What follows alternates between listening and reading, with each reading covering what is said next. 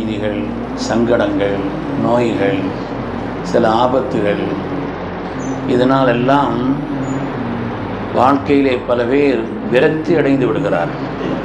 இனிமேல் என்ன இருக்குது, எல்லாம் முடிஞ்சு போயிடுச்சு என்பது போல் விரக்தி அடையக்கூடிய ஒரு நிலையை அவர்கள் எதிர்பாராத சில நிகழ்வுகள் நடக்கின்ற பொழுது, தனிப்பட்ட வாழ்க்கையிலோ குடும்ப வாழ்க்கையிலோ நம்முடைய மக்களுடைய வாழ்க்கையிலோ அப்படி சில காரியங்கள் வருகின்ற பொழுது தனி மனிதர்களும் சமூகமும் விரக்தி அடைந்து போய் நிற்கிறது. ஆனால் நமது உயிரினும் மேலான கண்மணி ரசூலுல்லாஹி ஸல்லல்லாஹு அலைஹி வஸல்லம் வாழ்க்கையிலே நாம் பார்க்கிறோம், அவர்கள் எந்த காலகட்டத்திலும் எந்த ஒரு நிலையிலும் தங்களுடைய வாழ்க்கையில் விரக்தி அடைந்ததாகவோ இனிமேல் என்ன செய்ய போகிறோம் என்பது போலவோ அவர்கள் திகைத்திருந்ததில்லை. அப்படி இருக்க இருந்ததில்லை என்று பார்க்கிறோம். 9 பேர் மாத்திரம் இஸ்லாத்தை ஏற்றுக்கொண்டிருக்கிறார்கள். அந்த நேரத்தில் அல்லாஹு தஆலா ஒரு ஆயத்திறக்கினான். இந்த குர்ஆன் என்பது அகில உலகத்திற்கும் இது வழிகாட்டக்கூடிய செய்தி என்று அல்லாஹ் சொல்கிறான். கற்பனை செய்ய முடியுமா? 9 பேர் தான் இஸ்லாத்தை ஏற்றிருக்கிறாங்க. மக்காவில் கடுமையான எதிர்ப்பு. அவர்கள் கொஞ்ச நெஞ்சம் அல்ல, பரிகாசம் செய்வதில் ஆரம்பித்து கொலை செய்வது வரை, இல்லங்களை தள்ளி வைப்பது வரை கடுமையான, உலகத்தில் நடக்க இயலாத அளவிற்குண்டான கடும் சோதனைகள் நடந்த அந்த நிகழ்விலே 9 பேர் மாத்திரம் இஸ்லாமை ஏற்றுக்கொண்டு அந்த நேரத்தில் அல்லாஹு தஆலா சொன்னான், குர்ஆன் என்பது அது இன்டர்நேஷனல், உலக அளவிற்குண்டான மகத்தான செய்தியாக திக்ருல் ஆலமீன், அகிலத்தாருக்கெல்லாம் உபதேசமாக என்று அல்லாஹ் சொல்கிறான் என்றால் அந்த நேரத்தில் அவர்களுக்கு இருந்த அந்த உன்னதமான ஒரு நம்பிக்கை தானே வாழ்க்கையிலே வெற்றியின்பால் அவர்களை கொண்டு சென்றது. எனவே ஏதாவது ஒரு சின்ன சின்ன சின்ன காரியங்களோ அல்லது நாம் எதிர்பாராத பெரிய காரியங்களோ நடக்கின்ற பொழுது வாழ்க்கையில் நாம் விரக்தி அடைந்து விடாமல் அந்த நேரத்திலே ரப்பின் மீது தவக்குல் கொண்டு துஆ செய்தோம் என்று சொன்னால் நிச்சயமாக அல்லாஹு தஆலா எதிர்காலத்தை பிரகாசமாக ஆக்கி வைப்பான் என்பதில் எந்த விதமான சந்தேகம் இல்லை. இந்த வயநாட்டிலே முண்டக்கை என்ற ஊரிலே இமாமாக இருந்த ஷிஹாபு பைசி என்பவர் தமிழகத்தை சார்ந்தவர். அவர் கூடலூர் பகுதியிலே தமிழகத்தை சார்ந்தவர். அவர் வஃபாத்தானார். மக்களுக்கு அறிவிப்பு செய்தார், கடுமையான வெள்ளமாக இருக்கிறதை மக்களை கவனமாக இருங்கள் என்று சொல்லி பல பேரை பள்ளிக்கு அழைத்தார். பள்ளியில் மேல் பகுதியில் எல்லாரும் வந்து இருக்கிறாங்க. அவர் ஒரு வேலையாக கீழ்ப்பகுதிக்கு செல்கின்ற நேரத்தில் தான் அங்கே வெள்ளம் ஏற்பட்டு அங்கே வச்சு அவர் வஃபாத்தானார். பள்ளியில் வச்சு தான் அவருடைய மரணம் ஏற்பட்டிருக்கிறது. கடுமையான ஒரு பாதிப்பினுடைய நிலை. கடுமையானபடி அவருடைய உடலை அங்கெல்லாம் இல்லை, நாங்கள் அவருடைய குடும்பத்தாரிடத்தில் நேரடியாக சென்று அவருடைய குடும்பத்தாரை சந்தித்தோம்.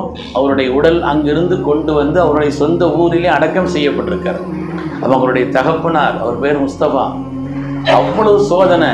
அவர் ஒரு ஆள் தான் சம்பாதிக்கிறார், மொத்த குடும்பத்தினுடைய வாழ்க்கையும் கழிந்து கொண்டிருக்கிறது. தகப்பனார் இருக்கார், தாயார் இருக்கிறாங்க, உங்களுடைய ஒரு கூட பிறந்த சகோதரர் இருக்கிறார், அவருடைய தங்கை இருக்கிறார்.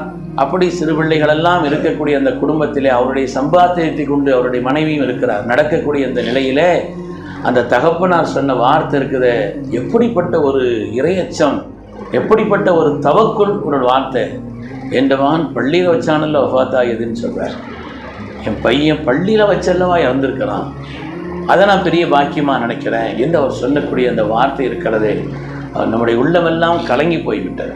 அதனால் வாழ்க்கையில் ஏதாவது நாம் எதிர்பாராத நிகழ்வுகள் நடக்கின்ற பொழுதும் கூட அந்த நேரத்தில் ஒரு மனிதர் சபுர் செய்து தவக்கல் கொண்டு எதிர்காலத்தில் என்னுடைய ரப்பு எனக்கு உதவி செய்வான் என்ற ஒரு நம்பிக்கை கொண்டு வாழ்வது தான் வெற்றிக்குரிய ஒரு வாழ்க்கை. குகையில் இருக்கிறாங்க ஸல்லல்லாஹு அலைஹி வஸல்லம், எதிரிகளுடைய கால்தடம் வெளியிலே தெரிகிறது. அந்த நேரத்தில் சித்திக்குல் அக்பர் அவர்கள் நினைக்கிறார்கள், இந்த உலகத்திற்கு வழிகாட்ட வந்த இந்த ஜோதியை அணைத்து விடுவார்களோ என்று பயப்படுகிறார்கள். தங்களை நினைத்து அல்ல, அல்லாஹ்வுடைய ஹபீபை நினைத்து. ஸல்லல்லாஹு அலைஹி வஸல்லம் லா தஹ்சன் இன்னல்லாஹ மஅனா, கவலைப்படாதீங்க, அல்லாஹ் நம்மோடு இருக்கிறான் என்று சொன்னார். தாயிஃபுக்கு சென்ற பொழுது தோல்வியினுடைய கடுமையான உச்சத்தின் தோல்விதான் தாயிஃபினுடைய பயணம். தாயிஃபினுடைய பயணம் யாரை சந்தித்தாலும் அவர்கள் அந்த நேரத்தில் எதிர்த்து பேசுகிறார்கள், கேலி செய்கிறார்கள், உங்களை ஏற்க மாட்டோம் என்று சொன்னார்கள். ஸல்லல்லாஹு சொன்னாங்க, நீங்கள் ஏற்காட்டாலும் பரவாயில்லை, இதோட விடுங்க, யார்கிட்ட இந்த செய்தியை பரத்திக்கிட்டு இருக்காதீங்கன்னு சொன்னாங்க. ஆனால் அவர்கள் விடவில்லை, எல்லோரிடத்திலும் சொன்னார். கல்லால் அடிக்க வைத்தார்கள், கடுமையான சோதனை. ஆனால் அந்த நேரத்தில் ஸல்லல்லாஹு அலைஹி வஸல்லம் என்ன சொன்னார்கள் ஹதீஸிலே நாம் பார்க்கிறோம். அல்லாஹும்ம இன்னி அஷ்கு இலைக்கும் துஅஃப குவதி வ கில்லத ஹீலத்தி. யா அல்லாஹ், என்னுடைய பலகீனத்தை நான் உன்னிடத்தில் முறையிடுகிறேன். இந்த மக்களுக்கு எப்படி சொன்னால் அவங்களுக்கு ஹிதாயத்தினுடைய ஒரு நிலை மனதிலே பதியுமோ அப்படி நான் சொல்ல இயலவில்லை ரப்பே. எனவே இந்த நேரத்தில் நான் உன்னிடத்தில் கேட்பதெல்லாம் உன்னுடைய கோபம், இல்லம் தக்குன் அலைய கதபி ஃபலா உபாலி, என் மீது எந்த கோபமும் அதிருப்தியும் நீ படலைன்னு சொன்னால் எனக்கு ஒன்றும் பொருட்டில்லை ரஹ்மான். உன்னுடைய கோபமும் அதிருப்தி மாத்திரம் என் மீது வந்துடக்கூடாது என்று ஸல்லல்லாஹு அலைஹி வஸல்லம் சொன்னான். அதுக்கு பிறகு ரப்பினுடைய அருளும் உதவியும் எப்படி வராமல் இருக்கும்? எப்படி வராமல் இருக்கும்? மக்காவினுடைய பெரும் எதிரிகளான உத்துமா, ஷைபா, அவங்களுக்கு சொந்தமான தோட்டம் இருந்தது. அந்த தோட்டத்திலே மக்காவாசிகள் தான் கடுமையான எதிரிகள் தான் இவர்களுக்கு.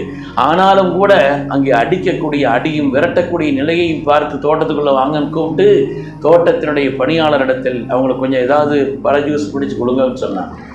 அவர் கொண்டு கொடுக்கிறார். அத்தாஸ் என்பவர் கொண்டு கொடுக்கிறார். ஸல்லல்லாஹு அலைஹி வஸல்லம் சொல்லி கொடுக்கிறார். இது அரபுகள் சொல்லக்கூடிய சாதாரண வார்த்தை இல்லையே, நீங்கள் என்ன சொல்கிறீர்கள் என்று கேட்கிறார். நான் அல்லாஹ்வுடைய திருநாமத்தை சொல்லி அருந்துறேன்னு சொன்னாங்க. நீங்கள் யார் தம்பின்னு கேட்குறான். நீங்கள் யாருன்னு கேட்குறான். அவர் சொன்னார், ஆனால் மின்னகலி நைனுவா, நான் நைனுவா என்ற ஊர்க்காரன் சொன்னாங்க. அப்படியா?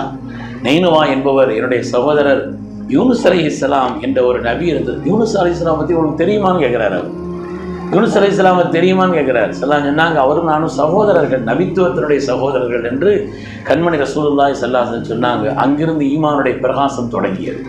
கடுமையான சோதனை தான், ஆனால் அல்லாஹுவின் மீது தவக்குலும் தங்களுடைய பலகீனத்தையும் இயலாமையும் ரப்பிடத்தில் முறையிடுகின்ற பொழுது அல்லாஹு தஆலா மகத்தான வெற்றியை ஏற்படுத்தி கொடுத்தான் என்று பார்க்கிறோம். கடுமையானவர்களே, அதனாலே தனி மனித வாழ்க்கையிலும் குடும்ப ரீதியான காரியங்களிலும் நாம் எதிர்பாராத ஏதாவது ஒரு காரியங்கள் நடக்கின்ற பொழுது, சாதாரணமான வாழ்க்கையினுடைய ஓட்டம் போயிட்டு இருக்கும் பொழுது ஒன்றும் தெரியாது. ஆனால் ஒரு இடத்துல தோல்வி, ஒரு இடத்துல கஷ்டம், ஒரு நோய், ஏதாவது பொருளாதார நெருக்கடி, இவைகளெல்லாம் வருகின்ற பொழுது தளர்ந்து விடக்கூடாது என்று மார்க்கம் சொல்லி காண்பிக்கிறார். இந்த சகோதரர் முஸ்தபா அவர்கள் சொன்ன வார்த்தை இருக்கிறது, மனதிலே ஒலித்து கொண்டே இருக்கிறது. எப்படிப்பட்ட நிலையில் சொல்கிறார், எப்படிப்பட்ட சிரமத்தில் சொல்கிறார்.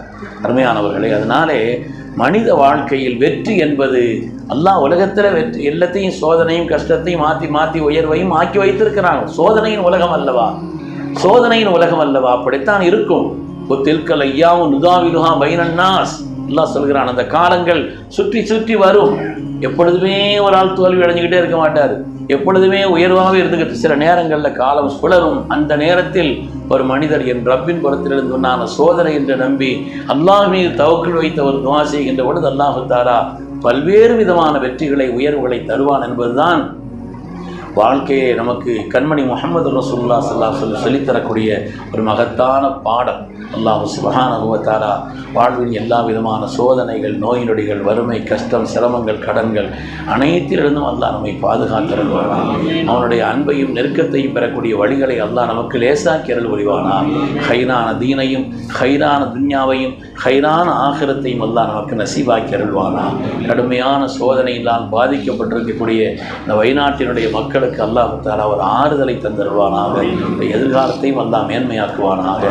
அவர்களுக்காக யார் யாரெல்லாம் என்னென்ன வகையில் உதவி செய்தார்களோ அவர்களுக்கெல்லாம் அல்லாஹ் தஆலாவே சிறந்த ஒரு பகரத்தையும் சிறந்த உதவியையும் வழங்கி அருள் புரிவானாக.